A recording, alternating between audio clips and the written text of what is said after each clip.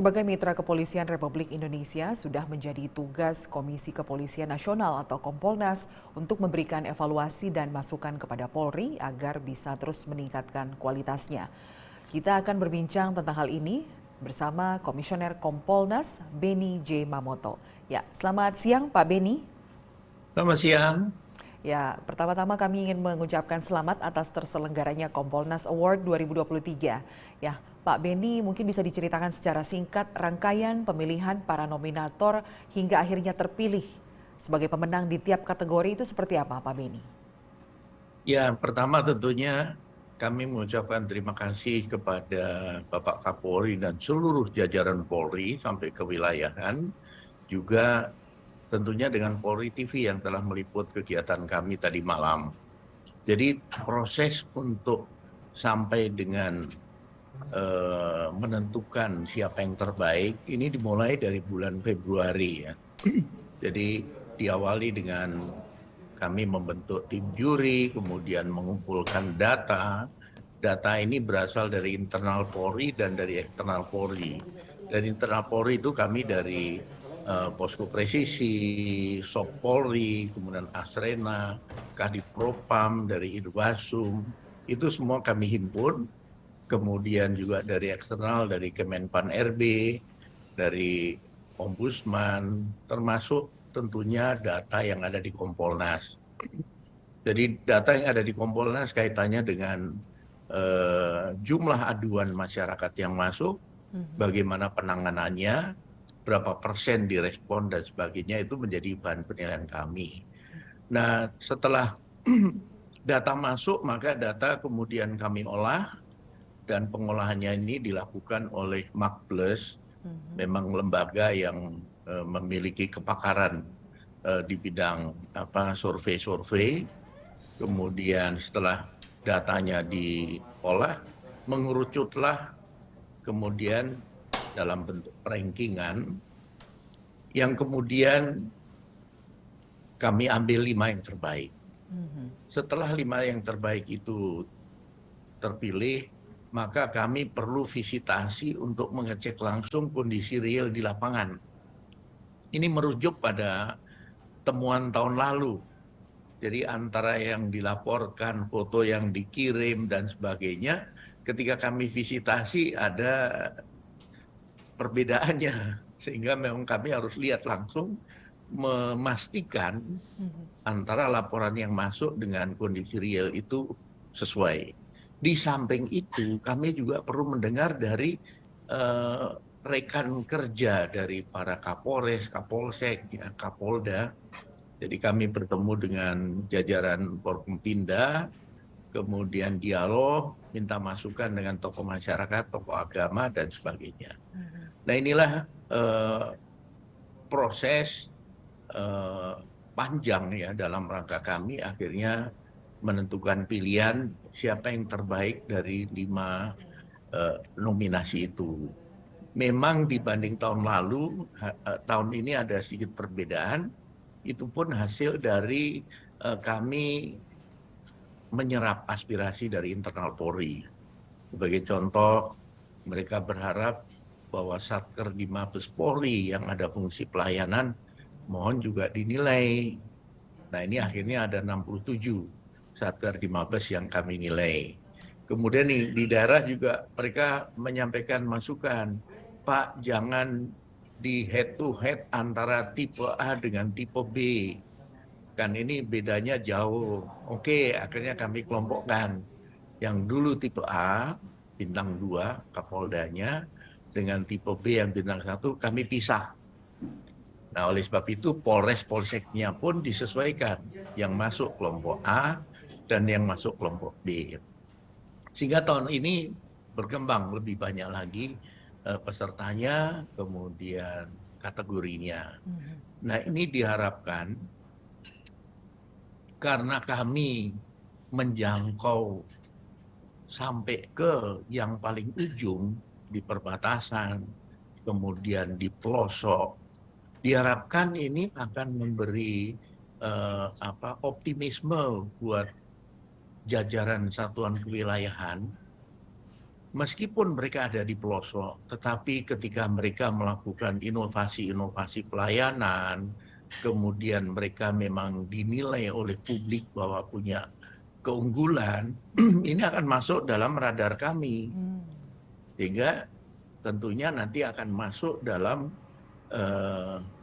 nominasi yang kemudian nanti kami akan pilih. Ini menjadi catatan penting. Tahun lalu kami ke Polsek Linge di Aceh. Itu perjalanan cukup jauh, ya 4 jam dari Banda Aceh.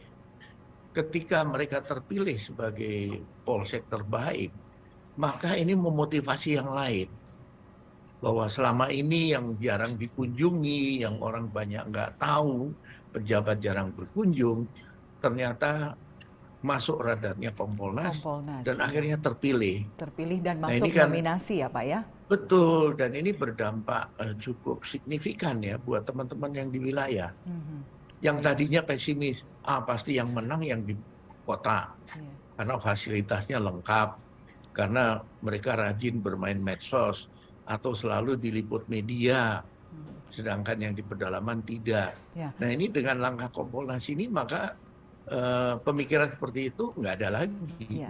Berarti sudah dapat dilihat perbandingan ataupun perkembangan dari tahun lalu, di mana tadi Pak Beni mengatakan bahwa ada di pelosok juga yang ternyata mempunyai inovasi dan dinilai baik oleh masyarakat dan juga tokoh dan juga publik di tempat dia berada, itu akhirnya masuk dalam radar Kompolnas dan juga menjadi nominasi. Apakah di tahun ini juga sudah bertambah daerah-daerah yang di pelosok seperti yang Pak Beni tadi katakan, juga inovasi-inovasi dari daerah-daerah yang akhirnya di tahun 2023 ini muncul sebagai nominasi? Betul, jadi kalau tahun lalu itu kami masih fokus bicara masalah indikator penilaian itu kan menyangkut COVID, penanganan COVID bagaimana, vaksinasi bagaimana, itu cukup dominan dalam poin penilaian. Tetapi tahun ini tidak, itu sudah lewat, sehingga ini lebih kepada kinerja. Nah, kami melihat begitu banyak inovasi yang diberikan, kami mendengar langsung dari tokoh masyarakat, tokoh agama, kemudian rekan kerja dari para Kasatwil ini yang memberi testimoni. Kami mendukung, kami salut, kami merasakan sendiri bagaimana kinerja dari teman-teman di Satwil itu. Nah, kesaksian-kesaksian ini kami perlukan sekali dalam menilai penilaian mereka, begitu. Nah, Pak Beni, jadi Anda katakan tadi yang diwawancara atau dikunjungi itu tidak hanya nominator itu sendiri, tapi harus juga mewawancara baik itu masyarakat sekitar, rekan kerja, dan juga mitra kerja termasuk tokoh masyarakat dan tokoh agama, seperti itu. Nah, dari hasil visitasi dan juga kunjungan kepada nominator di Kompolnas Award tahun 2023 ini, bagaimana Kompolnas melihat secara umum kualitas pelayanan ataupun kinerja kepolisian? Jadi kami melihat di sini kontribusi dari teman-teman di satuan kewilayahan yang masuk nominasi ini kontribusinya cukup signifikan untuk membangun citra Polri, untuk membangun kepercayaan publik. Karena tadi ada inovasi-inovasi pelayanan, kemudian sentuhan langsung ke publik, komunikasi langsung ke publik. Ini menjadi penting. Kalau kita ingin menekan agar masyarakat tidak curhatnya ke medsos, maka bangunlah komunikasi langsung. Sentuh langsung, bertemu langsung, biar bisa curhat langsung. Maka tidak lagi menggunakan medsos. Inilah yang kami lihat di jajaran Polri terus digalakkan. Ada polisi RW, ada Jumat curhat, kemudian ada forum-forum yang memang dibuat dalam rangka meningkatkan komunikasi langsung, interaksi langsung dengan masyarakat. Ya, itu salah satunya juga untuk meningkatkan public trust itu ya Pak ya terhadap Polri. Betul, betul. Kita tahu kepercayaan publik terhadap Polri sempat turun tapi belakangan kembali naik. Menurut Kompolnas, apa yang membuat Polri cepat kembali merebut hati ataupun mendapatkan kepercayaan dari masyarakat? Yang pertama begini, saya pernah ditanya, Pak Beni, apakah setelah katakanlah hasil survei ini naik, kemudian akan bertahan terus? Saya bilang tidak, ini akan naik turun ketika ada kasus muncul dan publik bereaksi negatif, maka survei akan turun. Nah, pertanyaannya, kenapa bisa pulih kembali? Satu, masyarakat semakin cerdas. Mereka menilai ini ulah oknum, bukan keseluruhan polisi. Yang kedua, pihak Polri sendiri kemudian melakukan berbagai upaya terobosan, kegiatan-kegiatan yang dioptimalkan dalam rangka menetralisir hal yang negatif,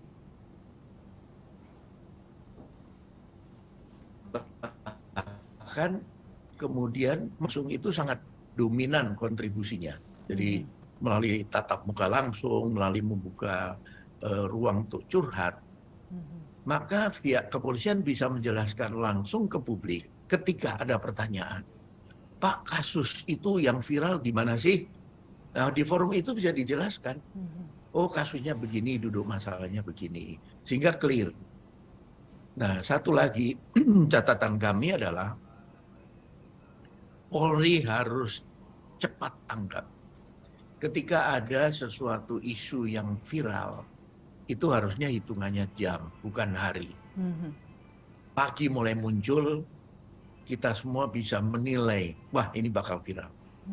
Nyangkut kasus KDRT, kekerasan seksual terhadap perempuan dan anak, perilaku negatif oknum, ini akan viral. Itu harus segera direspons.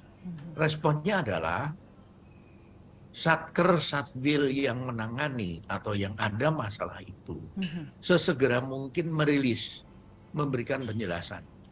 Oh, masalah itu sudah kami tangani, pelakunya sudah kami tangkap, pelakunya sudah kami tahan. Kami akan proses transparan. Atau mungkin ada rilis, oh video itu video tahun yang kesekian, video lama, masalahnya sudah selesai.